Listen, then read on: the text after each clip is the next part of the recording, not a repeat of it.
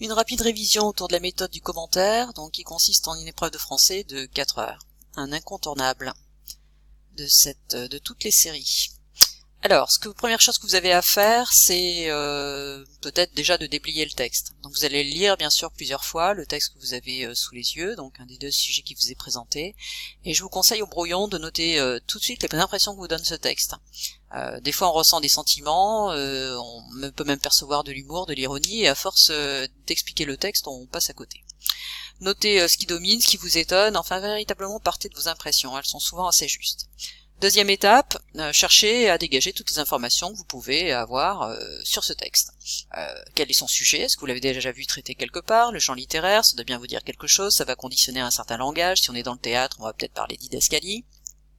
La forme, si elle est particulière, peut-être des remarques sur le titre, peut-être parlant, l'âge de l'auteur, la publication, le paratexte, enfin véritablement tout ce que vous pouvez dégager de ce qui est donné sur la feuille. Ensuite viennent vos connaissances littéraires qui peuvent vous aider à mieux comprendre. Est-ce que vous savez des choses sur l'auteur, sur l'œuvre, sur le mouvement littéraire? Et élément essentiel, est-ce que vous percevez, et j'ai mis un petit stop, l'originalité, l'intérêt du texte, qu'on appelle pompeusement la problématique. On ne se lance pas dans l'analyse quand on n'a pas trouvé l'intérêt du texte. Après, vous irez vers l'analyse, donc vous avez deux axes pour vous organiser qui vous seront donnés en série technologique, que vous devrez trouver en série générale. Et après, vous pourrez vous lancer dans l'analyse. Alors, pour l'analyse, vous avez donc une méthode que vous connaissez sans doute, qui est celle qu'on appelle le tableau d'analyse. On dit R2I ou CIA. R2I, c'est relever des citations, les identifier un procédé et interpréter, et CIA, citer, identifier, analyser. Peu importe, en tout cas, ce qui est important, c'est que c'est 3 colonnes.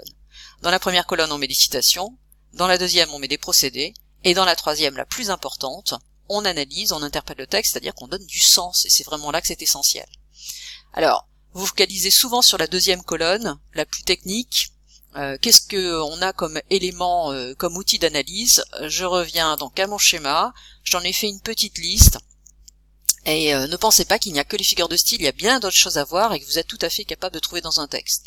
D'abord les champs lexicaux, les niveaux de langue, voilà, n'importe quel candidat est capable de dégager des champs lexicaux dans un texte, c'est souvent dominant, on peut les interpréter, ils ont des choses à révéler sur le texte. Le rythme, la ponctuation, la longueur des phrases, regardez les subordonnés, regardez tout ce que vous pouvez exploiter, cela révèle quand même des choses sur les choix d'écriture de l'auteur. La progression, le plan, vous êtes habitué maintenant à identifier les mouvements d'un texte, le ton, le registre, le pronom, choisir un je, un nous, un on, ça n'a pas la même valeur, cela ne veut pas dire la même chose. Le temps, les modes verbaux, un conditionnel, est-ce qu'on emploie un futur, tout cela véritablement mérite d'être questionné. Les figures de style, mais vous allez voir que vous n'en trouverez pas 30 dans un texte, on en trouve 2, 3, 4 grand maximum, qui sont souvent d'ailleurs dominantes. Les sonorités, si on est sur un texte de poésie ou théâtral, sans doute y a-t-il des choses à dire. Et après, seulement après, une fois que vous avez bien développé votre tableau d'analyse, vous allez pouvoir, par esprit de logique, répartir vos éléments d'analyse en un axe, 2 axes, et à l'intérieur de cet axe, vous structurez en sous-parties. Donc qu'est-ce qu'on attend dans une épreuve de 4 heures? Certainement 2 axes avec au moins 3 sous-parties. Si vous préférez réfléchir en 3 axes avec 2 sous-parties, c'est possible, mais comprenez bien que dans une épreuve de 4 heures, on attend une pensée structurée. Cette étape au brouillon va prendre un certain temps, elle va durer quand même une bonne heure et demie, 1h03, enfin n'ayez pas peur de passer un vrai temps au brouillon sans rédiger. Et après, seulement après, vient le temps de la rédaction. Là vous gardez quand même 1h03, 2 heures pour rédiger, puisqu'on attend un certain nombre de paragraphes. Alors je vous ai fait une sorte de petite forme du commentaire, on attend bien sûr un paragraphe d'introduction. Qu'est-ce qu'il y a dans un paragraphe d'introduction? Si vous avez un doute sur les paragraphes, il y a une autre vidéo qui peut vous renseigner sur les différents paragraphes dans les travaux d'écriture. Vous avez ici une accroche qu'on attend dans l'introduction, on présente son texte le plus précisément possible, vous voyez c'est une partie, ça prend de la place, et puis l'intérêt, la problématique, et on termine par l'annonce du plan. Voilà, là vous formez un paragraphe qui est celui de l'introduction, qui révèle déjà beaucoup de ce que vous avez compris sur le texte.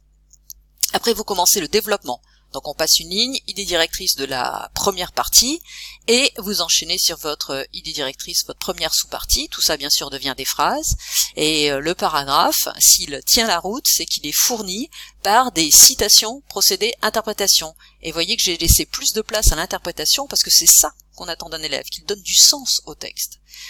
Combien de citations dans un paragraphe? Vous voyez, 1, 2, 3, chaque fois associées à un procédé, des connecteurs pour lier l'ensemble, et bien sûr une petite phrase de bilan qui permet de faire une transition sur l'idée suivante. On fait la même chose pour un deuxième paragraphe, sans passer de ligne puisqu'ils sont dans le même axe. Toujours le même principe, j'exprime au début mon idée directrice, mes citations, des procédés, et surtout de l'interprétation, donner du sens au texte, c'est le principe du commentaire. Je termine par un petit bilan, et je fais la même chose dans mon troisième paragraphe. Voilà. Là, mon bilan de troisième paragraphe, c'est la transition sur ma partie d'après.